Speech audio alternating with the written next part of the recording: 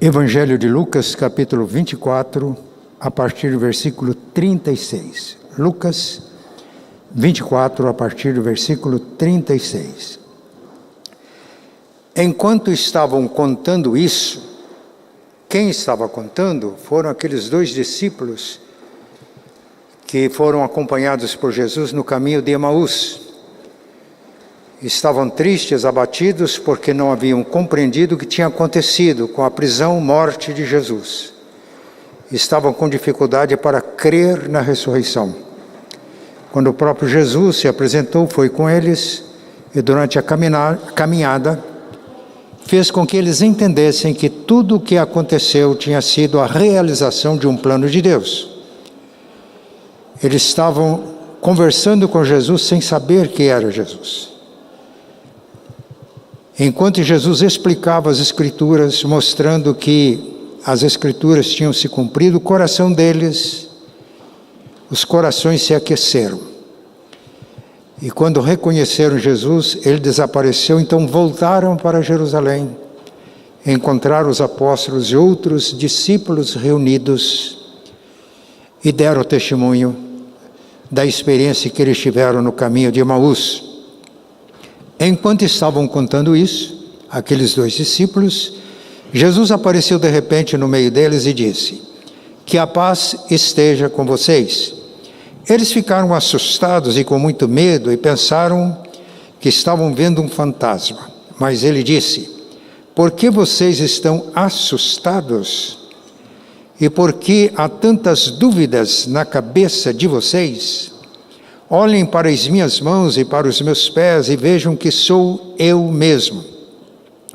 Toquem em mim e vocês vão crer, pois um fantasma não tem carne nem ossos, como vedes, como vocês estão vendo que eu tenho." Jesus disse isso e mostrou as suas mãos e os seus pés. Eles ainda não acreditavam, pois estavam muito alegres e admirados. Então ele perguntou: "Vocês têm aqui alguma coisa para comer?" Eles lhe deram um pedaço de peixe assado que ele pegou e comeu diante deles. Depois disse: "Enquanto ainda estava com vocês, eu disse que tinha de acontecer tudo o que estava escrito a meu respeito na lei de Moisés, nos livros dos profetas e nos salmos." Então Jesus abriu a mente deles para que entendessem as Escrituras Sagradas e disse: "O que está escrito é que o Messias tinha de sofrer e no terceiro dia ressuscitar, e que em nome dele a mensagem sobre o arrependimento e o perdão dos pecados seria anunciado a todas as nações, começando de Jerusalém. Vocês são testemunhas dessas coisas.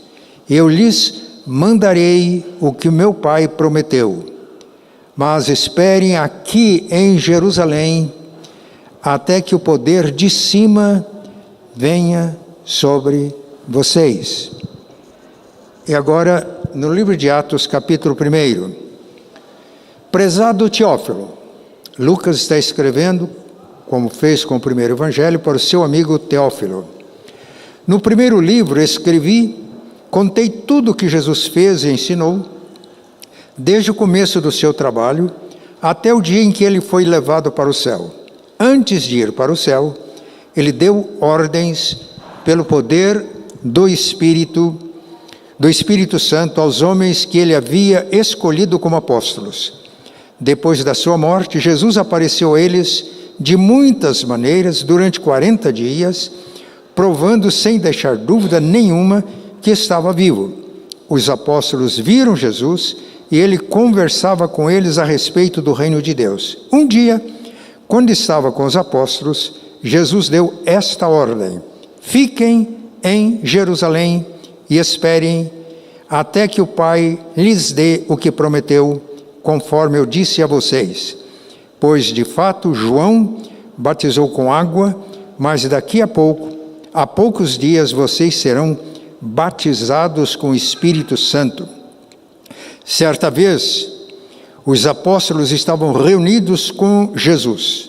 Então lhe perguntaram: é agora que o Senhor vai devolver o reino para o povo de Israel? Jesus respondeu: não cabe a vocês saber a ocasião ou o dia que o Pai marcou com a sua própria autoridade. Porém, quando o Espírito Santo descer sobre vocês, vocês receberão poder e serão minhas testemunhas em Jerusalém, em toda a Judéia e Samaria e até nos lugares mais distantes. Amém. Os irmãos já estão vendo essa projeção?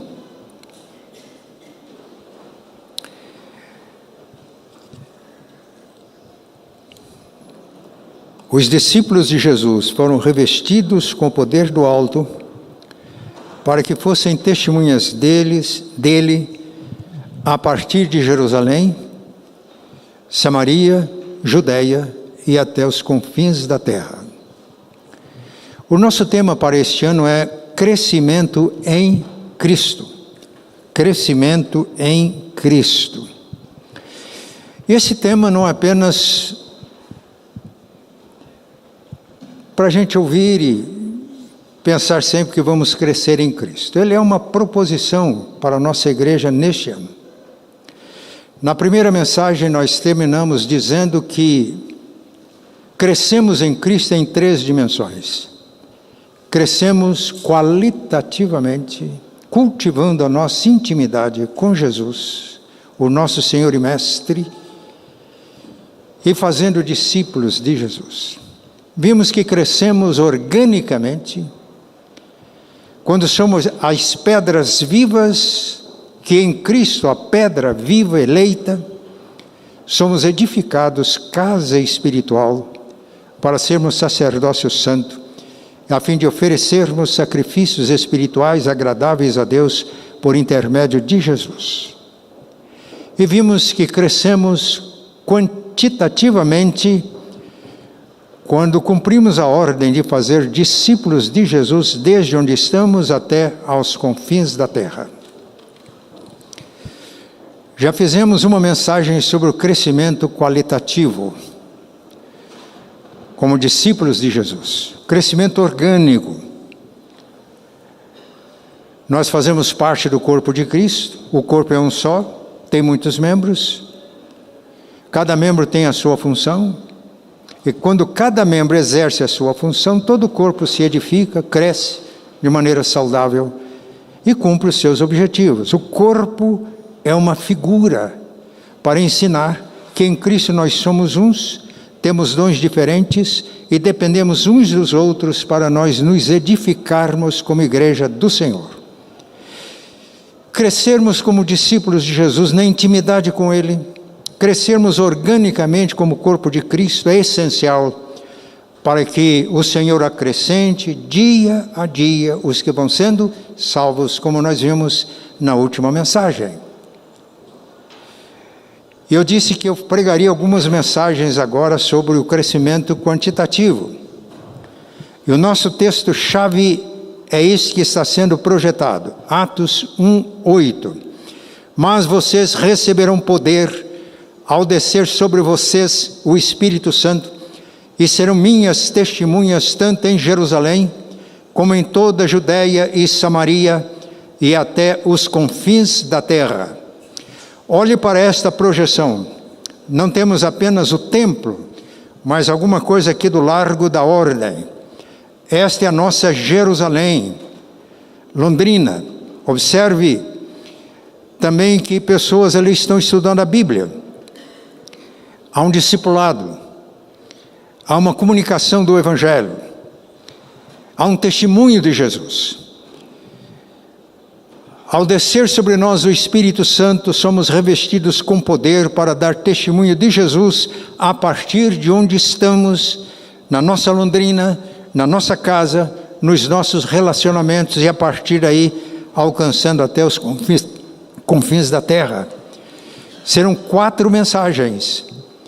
2 mensagens em abril, 2 mensagens em maio, e a pastora Priscila e o pastor Clauber estão com tema livre quando pregarem, mas perceberam que nas 2 últimas mensagens, tanto a pastora Priscila quanto o pastor Clauber estavam alinhados também neste tema. Em Curitiba, a nossa Jerusalém é o lugar onde somos testemunhas de Jesus, correto? Em Curitiba, que a nossa Jerusalém é o nosso ponto de partida, é onde nós fazemos discípulos de Jesus. Veja aí a projeção, né? Curitiba, testificando de Jesus.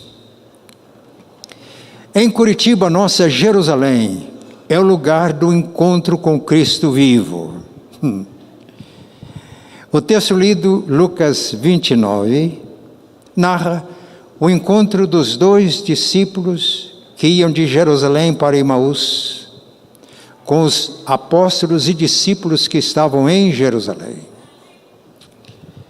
Eles eram discípulos de Jesus, mas não tinham conseguido entender por que Jesus foi morto, por que foi preso, açoitado, crucificado. Jesus já tinha dito com absoluta clareza que ele ressuscitaria no terceiro dia. Já tinha chegado o terceiro dia.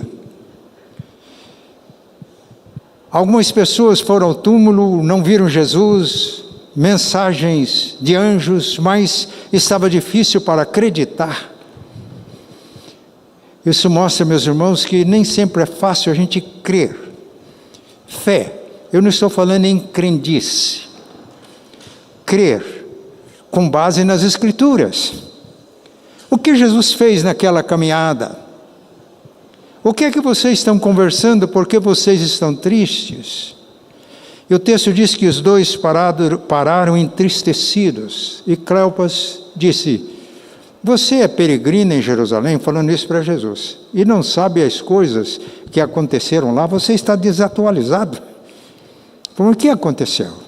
As coisas referentes a Jesus Nazareno, varão profeta, poderoso em palavras e obras. Nós esperávamos que ele redimisse Israel, mas já é o terceiro dia. É verdade que algumas mulheres nos disseram que foram ao túmulo e viram Jesus. Está difícil para acreditar. E Jesus disse: honestos e tardos de coração. Uma repreensão amorosa, mas uma repreensão. Como vocês são tardios para entender as Escrituras. E começando por Moisés, os 5 primeiros livros da Bíblia, discorrendo pelos profetas, Jesus expunha-lhes o que a respeito dele Jesus constava em todas as Escrituras. Então a nossa fé tem fundamento. E as Escrituras mencionadas em Lucas 24, não é toda a Bíblia como nós temos hoje, só o Velho Testamento. O Novo foi composto muito depois. E o Velho Testamento aponta para Jesus. Cristo é o centro das Escrituras. Lutero dizia que Cristo é a chave hermenêutica para nós entendermos toda a Escritura. Vocês examinam as Escrituras porque julgam ter nelas a vida eterna, e são elas que dão testemunho de mim.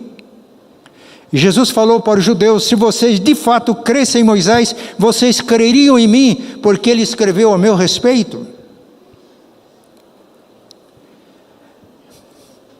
E Jesus foi tomar uma refeição com eles. Eles convidaram. Estavam chegando em Emaús, Jesus deu a entender que ia mais longe. Ele falou: fica, o mestre, porque o dia já é tarde. A companhia agora estava agradável. E na hora da refeição, ao dar graça, eles reconheceram que era Jesus. Mas ele desapareceu. E preste atenção. Porventura não ardia o nosso coração quando ele nos falava e no caminho ele nos expunha as Escrituras? Os corações deles foram aquecidos pela presença de Jesus, e quando Jesus foi abrindo a compreensão deles para as Escrituras, o coração começou a queimar. Mas aí eles perceberam que tinham que voltar para Jerusalém, porque a manifestação de Jesus se dá sempre no seu corpo, no nosso meio. Claro, nós temos experiências individuais, mas não há crescimento orgânico quando há individualismo na nossa vida cristã. Eles voltaram, e enquanto estavam contando esta experiência, o mesmo Jesus se apresentou agora no meio dos apóstolos, outros discípulos reunidos, e os dois que encontraram com Jesus no caminho de Emaús. E ao colocar-se no meio deles, Jesus disse: paz seja convosco. Este é o primeiro resultado quando nós nos encontramos com o Cristo vivo. Paz seja convosco. Eles ficaram assustados. Será que a gente está vendo um fantasma? Por que sobem dúvidas nos corações de vocês? Sou eu mesmo. Veja as minhas mãos. A propósito, vocês têm alguma coisa de comer? Jesus sempre gostava de comer com os discípulos. Eu também gosto de comer com os irmãos, podem me convidar. Eles apresentaram um pedaço de peixe, ele comeu. Era ele mesmo. Não um Cristo morto, não um Cristo representado num crucifixo, pregado numa cruz. O Cristo que venceu a morte, que estava presente. E o que ele fez com os discípulos no caminho de Emaús, ele faz com esses agora e faz com todos nós, quando nós temos fome e sede dele. Ele repete: é necessário que se cumprisse em mim tudo que está escrito na lei de Moisés, nos profetas e nos salmos. E o texto diz: abriu-lhe o entendimento para compreenderem as Escrituras. O nosso encontro com Cristo vivo hoje é pelo testemunho das Escrituras. Paulo diz que o Deus desse século tem cegado o entendimento dos incrédulos para que não lhes resplandeça a glória do Evangelho. Por isso, uma das coisas mais sérias que fazemos na evangelização é orar para que Deus abra os olhos das pessoas.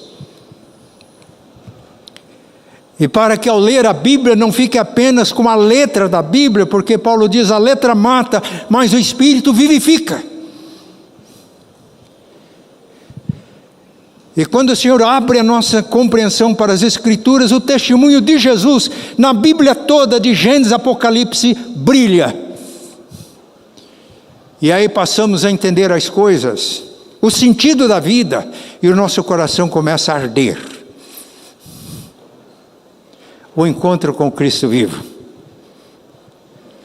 Ali o encontro é com os discípulos. Eles têm um encontro com Jesus na intimidade. Agora preste atenção. Esse foi o primeiro dia depois da ressurreição, ou em outras palavras, foi o dia da ressurreição. Numa tarde.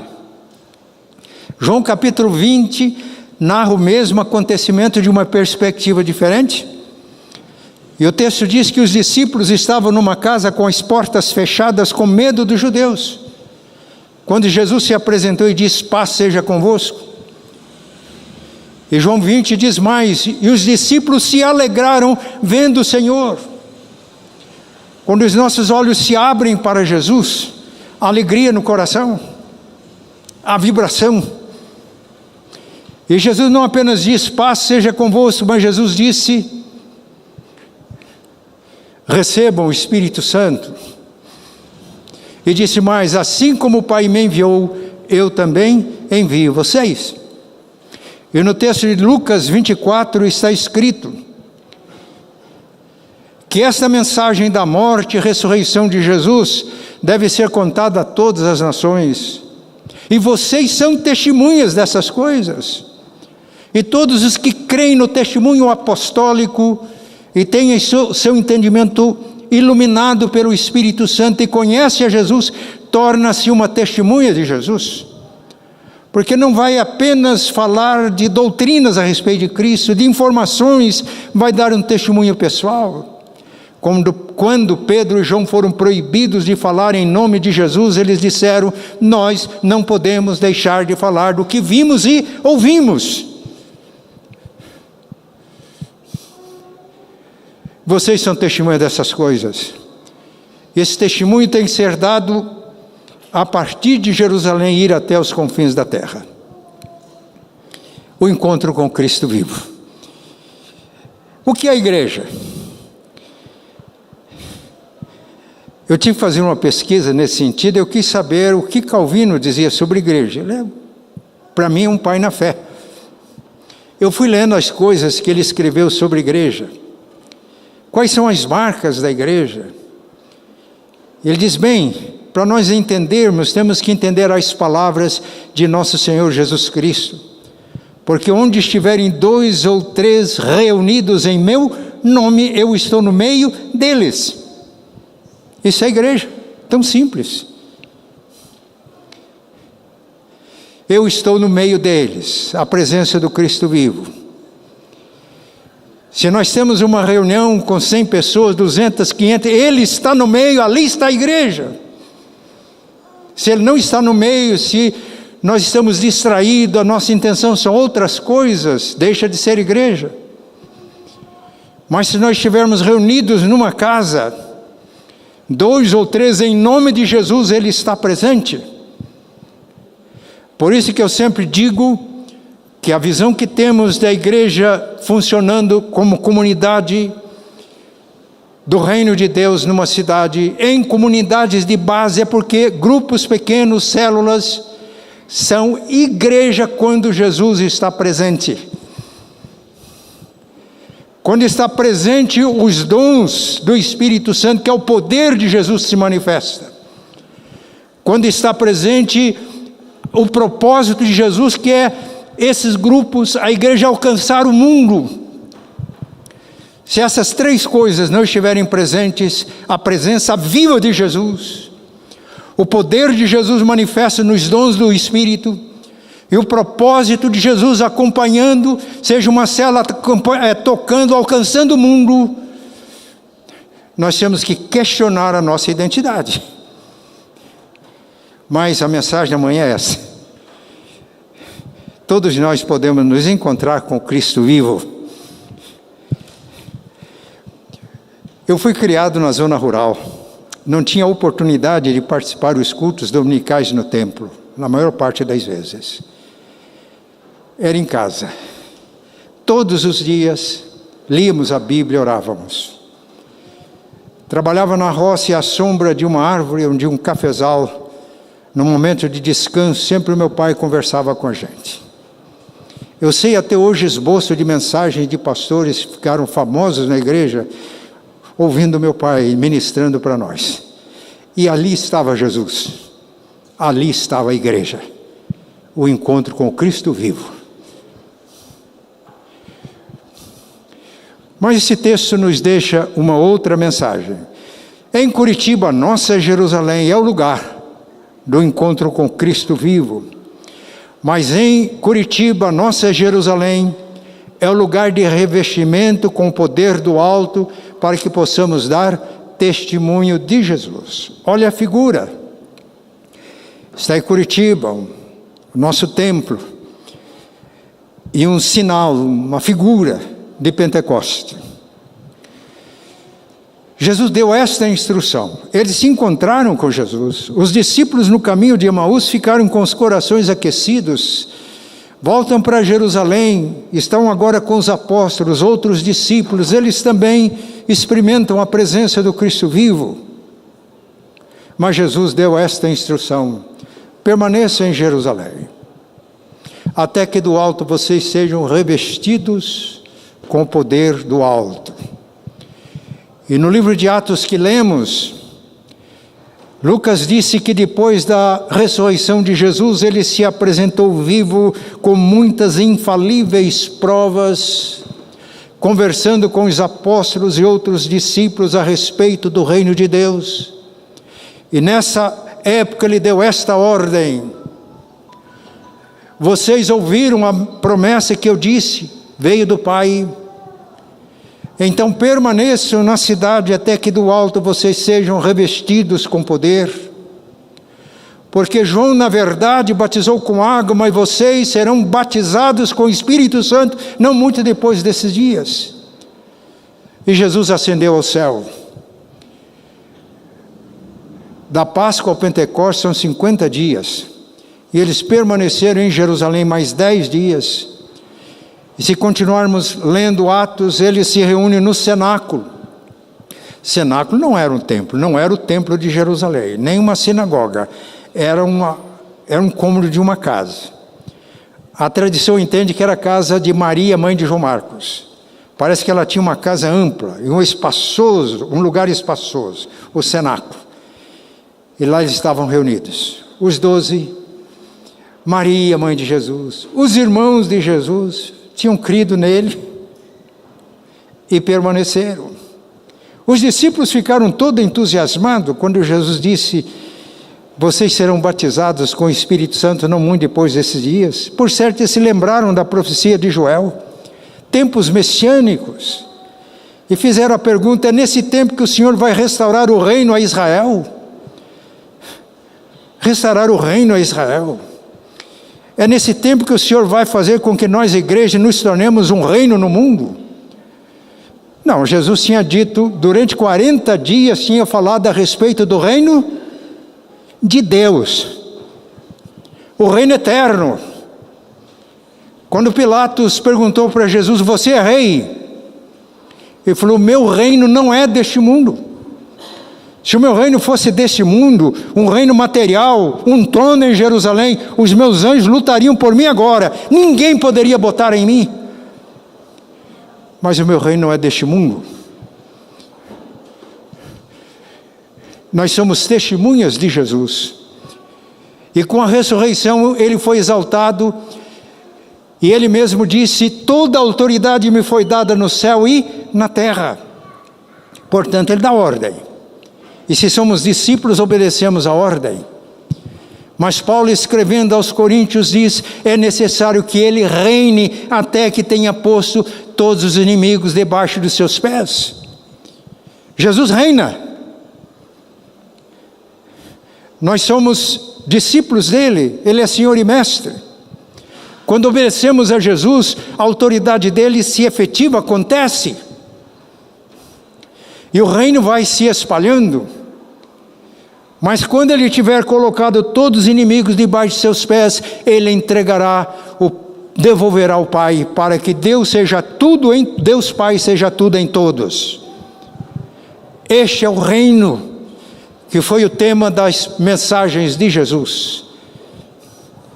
Aí Jesus disse: não compete a vocês saber datas ou épocas que o Pai estabeleceu para a sua exclusiva autoridade, quando o reino dele se instaurar eternamente em todo o universo.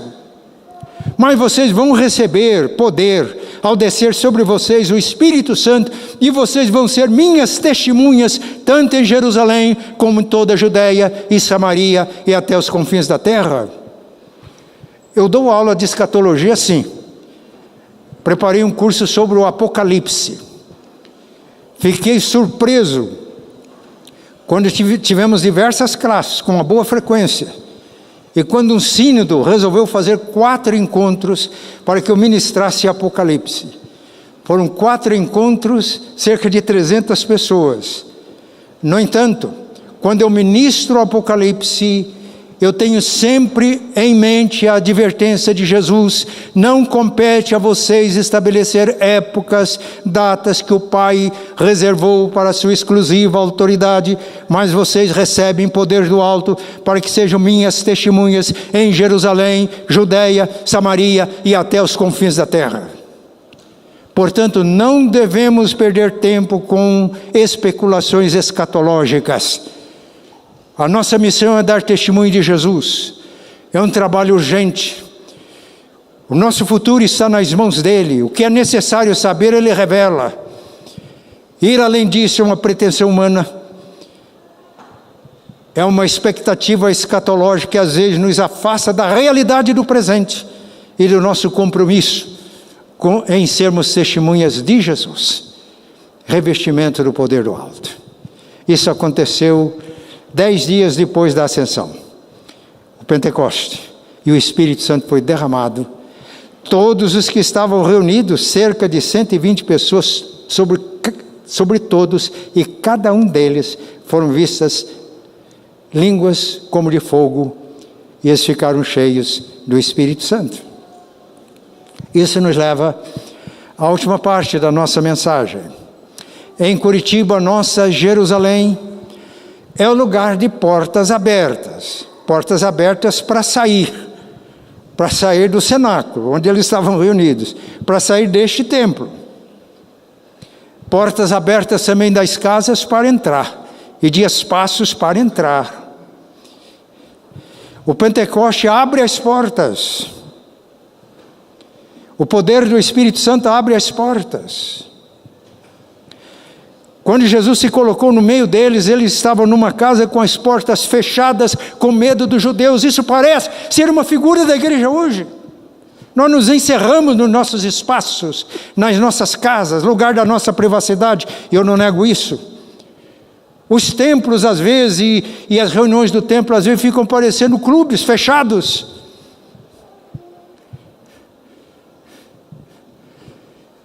Eu estava orando pela minha igreja logo no começo do ministério. Senhor, qual é a mensagem que eu tenho para a igreja? Enquanto orava, veio a figura da minha igreja à minha mente. Uma igreja numa cidade pequena, não tinha ninguém da zona rural, e na época ainda havia muita gente na zona rural.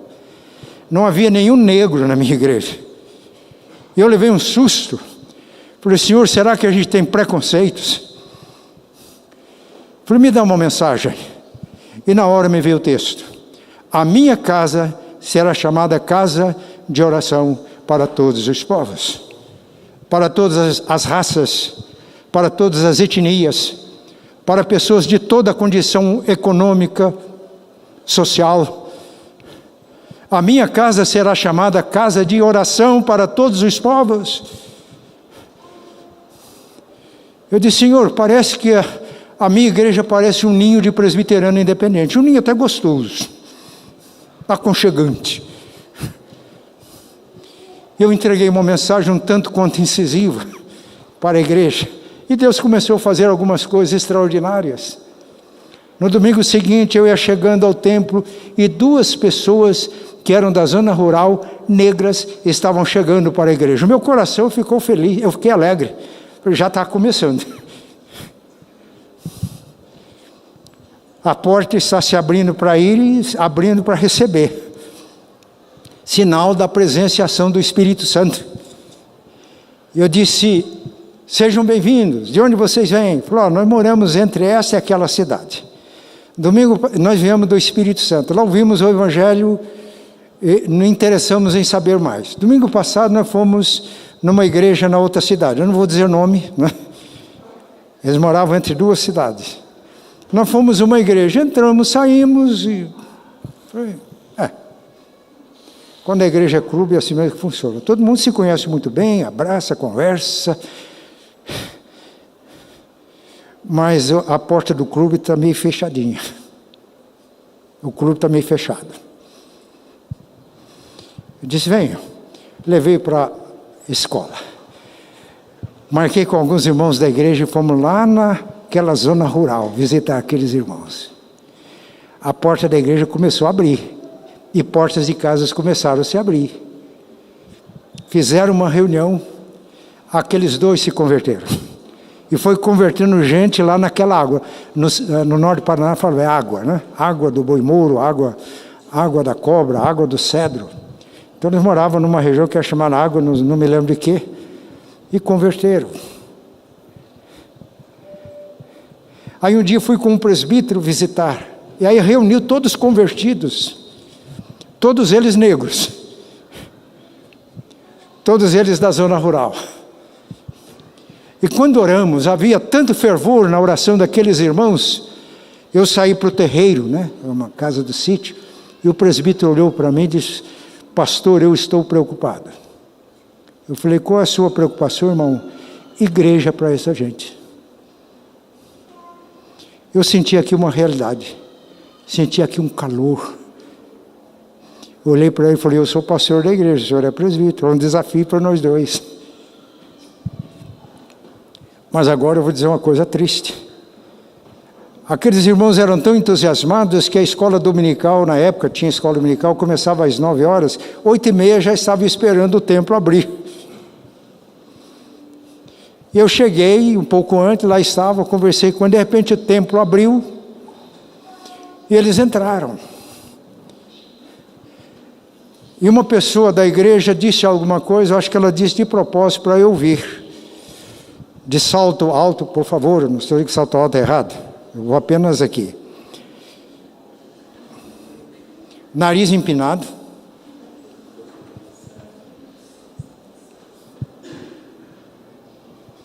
Essa igreja já foi boa.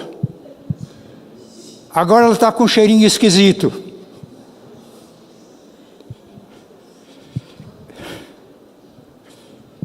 Os irmãos não imaginam o que eu senti. Eram minhas ovelhas. Atacadas por alguém que pertencia a um clube religioso. E não queria que pessoas sedentas e famintas de Deus estragassem o clube.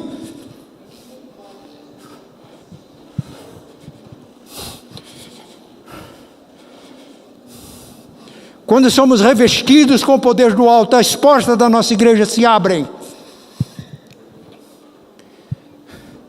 Ela toca o mundo, as casas se abrem para a igreja. Por quê? Logo depois de Pentecostes está escrito: perseveravam diariamente no templo de Jerusalém, não era templo cristão. Lá os sacerdotes ainda ofereciam sacrifício, eles reuniam no pátio do templo. E também de casa em casa. O pátio, a porta do cenáculo se abriu. Eles não estavam mais com medo do mundo, não estavam mais com medo dos judeus. As portas das casas foram se abrindo. E o evangelho impactou Jerusalém. E a partir de Jerusalém impactou Samaria. Vamos ver isso na próxima mensagem. A partir de Jerusalém impactou a Judéia. Vamos ver isso numa próxima mensagem.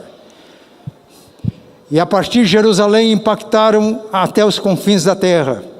Vamos ver isso com as viagens de Paulo.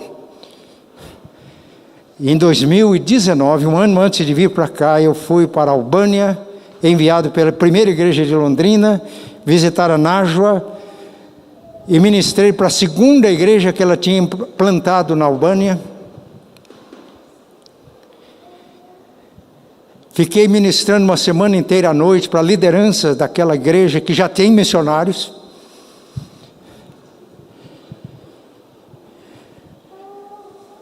E enquanto a minha igreja local estava fazendo discípulos, nós também estávamos dando apoio lá na Albânia. Foi uma semana de ministração. E o meu coração encheu de alegria quando eu percebi que hoje o plano de Deus é este: que nós sejamos testemunhas de Jesus a partir de Jerusalém, a partir da nossa cidade, da nossa rua, a partir das nossas casas, a partir dos nossos relacionamentos de trabalho. Hoje estamos aqui, qual é o horário agora? Os irmãos me ajudem? Meio-dia, na frente é meio-dia. Não se impressione que até a noite eu termino.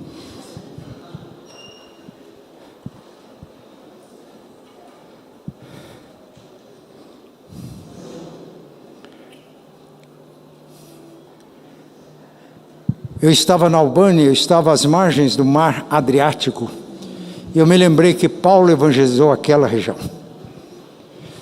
A situação mudou, mas agora uma igreja do Brasil estava lá presente. Esse é o propósito de Deus para a nossa igreja. Eu vou encerrar contando mais uma experiência, e com essa eu encerro a mensagem. Logo no início do meu ministério, nós reunimos uma equipe para fazer o planejamento da igreja. Eu sempre uso isso. A gente precisa de planejar. Eu não sei se Jesus tinha um plano escrito, mas ele tinha um plano perfeito. E no encontro constatou-se que a maior necessidade era a evangelização. E naquele encontro muitas sugestões de atividades, de programas, de ações evangelísticas. Mas a reunião ia passando e o meu coração estava pesado. E eu disse, eu sinto que está faltando alguma coisa. Aí uma pessoa muito amiga minha olhou para mim e disse, bem, você convoca, a gente vem aqui, todo mundo entusiasmado e você está insatisfeito? Eu falei, estou. Parece que está faltando algo. Eu reconheço, todos vocês estão comprometidos, atenderam o meu chamado, estão aqui, mas parece que falta algo. Eu fui para casa, Senhor, por favor, me ajude. E Deus botou na minha mente Mateus 7. Peçam e recebam. Busquem e encontram. Batam e a porta vai se abrir. Porque quem pede, recebe. Quem busca, encontra. Quem bate, a porta se abre. Aí Deus me deu outra mensagem para a igreja. Foi esta. E eu terminei a mensagem dizendo, irmãos, e falei, nós estamos planejando, mas eu estou sentindo falta de algo. Então eu convido todos os irmãos aqui que quiserem, que puderem, para reunir-se diariamente comigo às 6 horas da manhã por um tempo determinado. E o que nós vamos pedir, bater e buscar? Que Deus nos mostre qual o seu propósito para nós. Como nós podemos fazer a sua obra? 6 horas da manhã. Fiquem tranquilos que eu não vou convidar vocês agora, né? Eu quero acertar com o Ministério de Oração como vamos fazer essa oração. Um dia de manhã, um irmão disse, pastor, vamos continuar com essas reuniões? Eu falei, vamos. Está sendo uma bênção para mim. Aconteceu uma coisa lá em casa, está mudando tudo. Eu disse, bem, nós tivemos muitas experiências, mas vou contar uma, né? Falei, então me conte a experiência. Então, ontem eu vim aqui, cheguei em casa, ia reunir a esposa, e ele tinha um casal de filhos, tinha cerca de 9 e 7 anos de idade, e sentamos, fomos ler a Bíblia para orar, e quando lemos uma passagem da Bíblia, a minha filhinha disse, papai, mamãe, Jesus está aqui. O menino também olhou, Jesus está aqui. O encontro com Cristo vivo, uma família. E os pais sentiram o clima e começou a derramar lágrimas dos olhos deles, porque aquele casal estava vivendo com muita dificuldade. Depois que isso aconteceu, ele me disse, Matias, ele me conhecia, ninguém me chamava nem de reverendo, nem de pastor, Matias. A situação lá em casa estava tão difícil que um dia eu quase que acelerei o meu carro com toda a força e joguei num poste. Eu não aguentava mais. Jesus está aqui. Papai, mamãe, Jesus está aqui. O casal se quebrantou. Ele falou, houve um Pentecoste lá em casa. Tinha um presbítero muito amigo do casal, ligaram para ele, ele foi para lá, passaram a manhã inteira.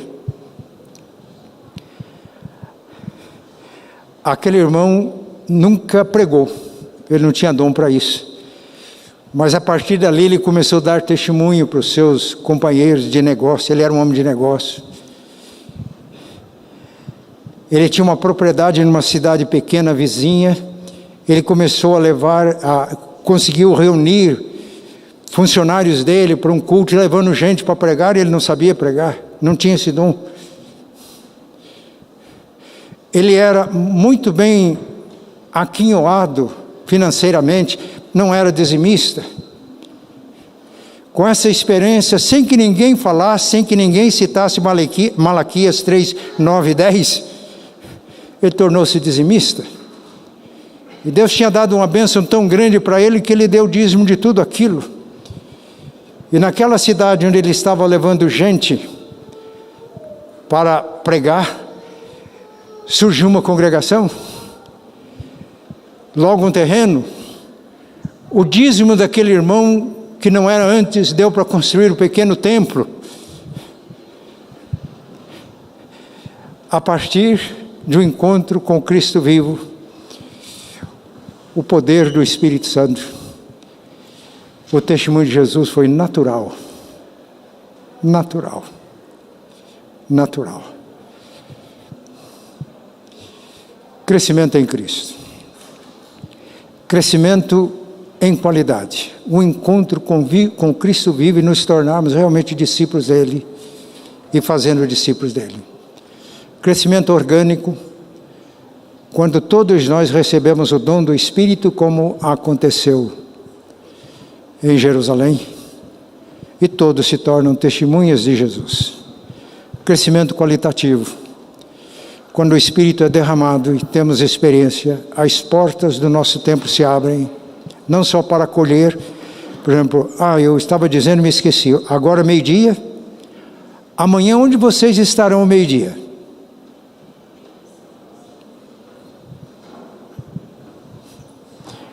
Que hora nós começamos o culto? 10h30. Amanhã às 10h30, onde vocês vão estar? Nós vamos sair por essas portas. Onde estivermos amanhã é o nosso campo missionário.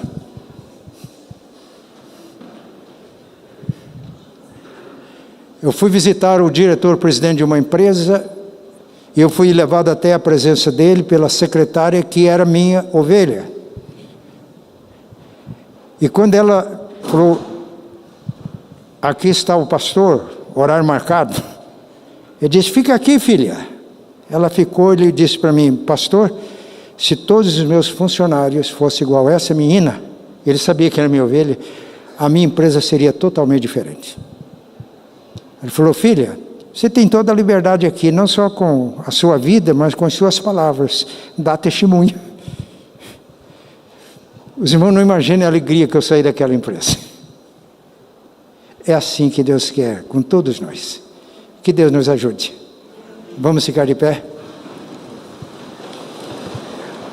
Um encontro com Cristo vivo. Revestimento com o poder do alto. Portas que se abrem para sair. Portas que se abrem para entrar.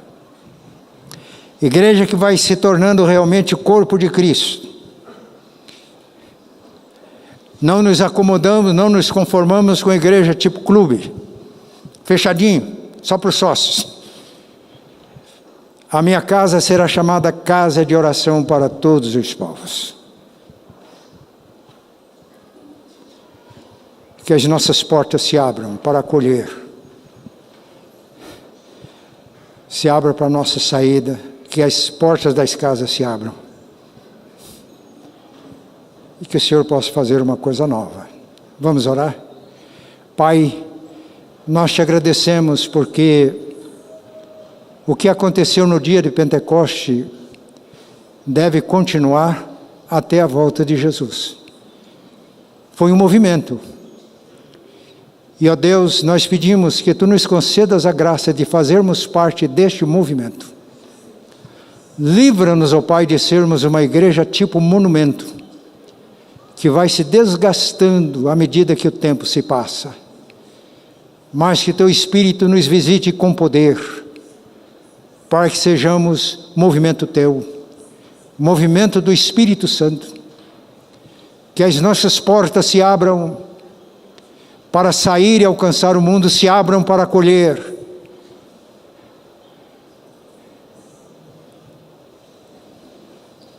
Queremos crescer na intimidade contigo, Pai. Queremos todos nós receber o dom do Espírito para que sejamos um corpo vivo e faze de cada um de nós testemunhas vivas de Jesus. Em nome dele que oramos. Amém. E a graça de nosso Senhor e Salvador Jesus, o amor de Deus, nosso eterno Pai, a comunhão e a consolação do Espírito Santo estejam com todos vocês, hoje e sempre. Amém.